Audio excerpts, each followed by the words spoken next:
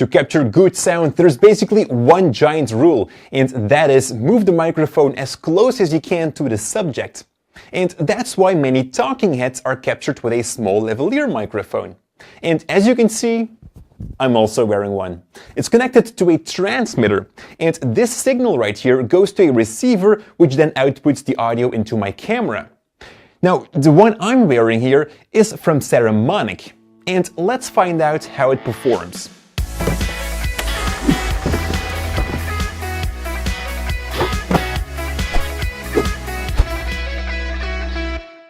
Hey folks, Jordy here for Cinecomnet and thanks, coffee. This right here is Senna, our new intern. Now go and clean my desk. A problem with wireless lavalier microphones is that they are pretty expensive. We also have the Sennheiser G3 sets, which is around $630. So that makes the Saramonic wireless mics very interesting at only $90. Is it garbage or is it a great bang for buck? Let's find out. This right here is the box that it comes with. It's a very sturdy box with a nice design, but it's the thing on the inside that matters. The receiver and transmitter are made out of plastic. For me, that's a little minor, as I've seen my Sennheisers drop so many times. On the back, we can find a hot shoe clamp for the receiver and a normal clip for the transmitter.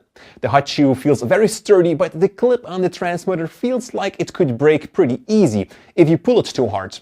They've added an extra clip in the package which is meant to swap with the hot shoe clamp, but I believe we're going to need it more as a reserve for the transmitter.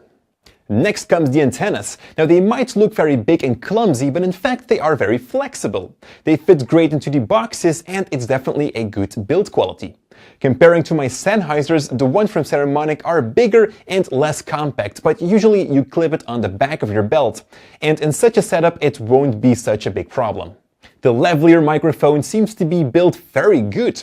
There's a sturdy clip-on and a windshield. The cable is very flexible and the connection to the transmitter is also very sturdy. It actually clips into place, and to take it back out you must press the safety pin. Now I would have preferred a mini jack connection here so that I can use different kinds of mics. It's not a big issue as you can get a small adapter for it.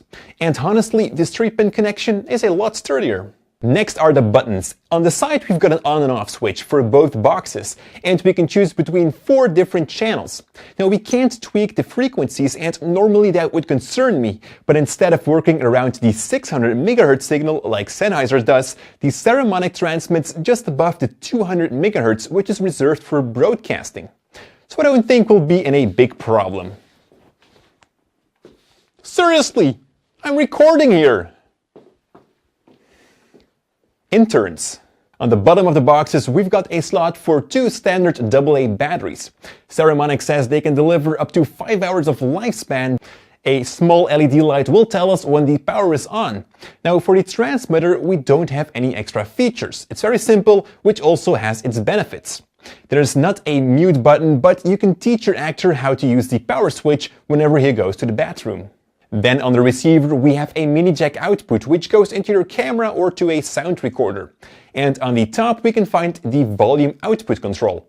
It's a wheel you have to turn, which I'm not a great fan of, because usually you set your volume once for a particular camera and then you never touch it again. Well, with this device I suggest to always extra check the volume, as you can accidentally adjust it. Finally, we've got a headphone output to monitor the sound.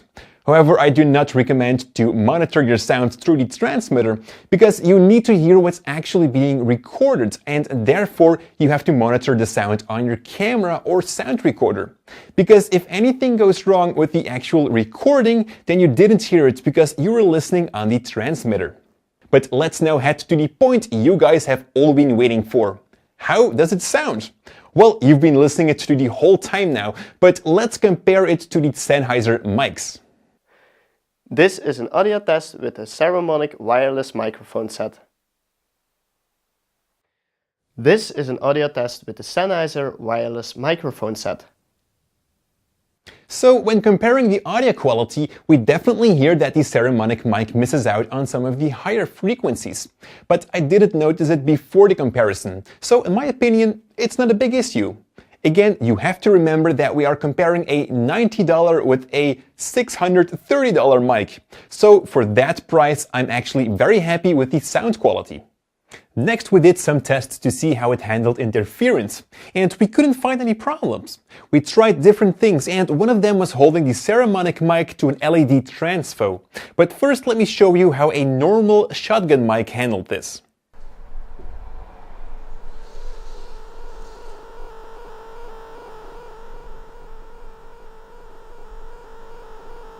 That didn't sound good.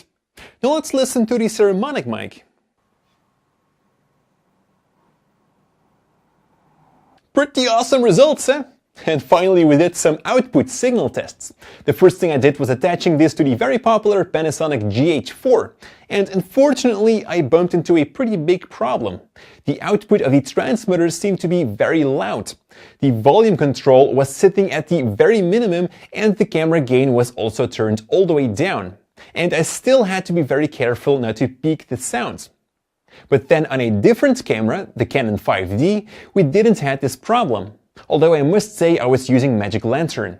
So the camera gain on the GH4 was a lot more. Something I can work around with the Sennheisers, but not the Saramonics. So the verdict now. Do I recommend this wireless microphone from Saramonic to you guys? And the answer is, to a certain group, a big yes. And with that I mean anyone who's starting with filmmaking, anyone who makes YouTube videos, small corporate videos, events and news, and a lot more of those smaller productions where usually the end user is watching your videos through the internet.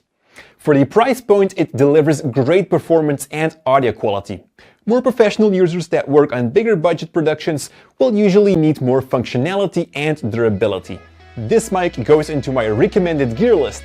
To purchase it, follow the link in the description below or click in the cards up there. Thanks a lot for watching and stay creative. Hey!